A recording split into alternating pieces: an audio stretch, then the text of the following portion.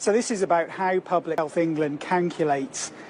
who has died from coronavirus and whose deaths get added on to that tally that we've grown used to seeing day by day that currently stands at around 45,000. Now, the issue is that the way it's being counted at the moment means that if you are diagnosed, you test positive for coronavirus, even if you go into hospital, but then you recover and you come out, and then 2 months later, say, or a period of time later, you then die of something completely unrelated to coronavirus, your death will still be added to that coronavirus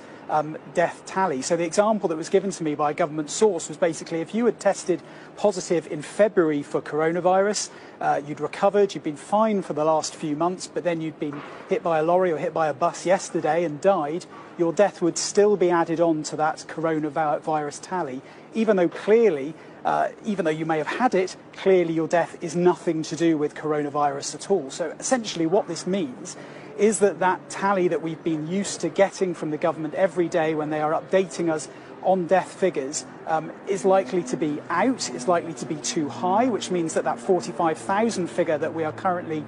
looking at in terms of deaths from coronavirus is likely to be wrong. Now, this doesn't affect when you're looking at excess deaths, a different way of counting deaths, and this doesn't affect the data that we get from the ONS. There's a couple of different sources of data for coronavirus deaths. The ONS figures are likely to still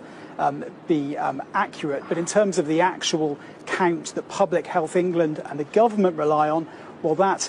now looks to be inflated. So this urgent review has been ordered by the Health Secretary to basically try and sort out this issue and to try and establish actually by how much they have been overcounting their deaths. Hugely embarrassing for the government, especially after some of the ordeals that we've seen in terms of counting test data. It now seems that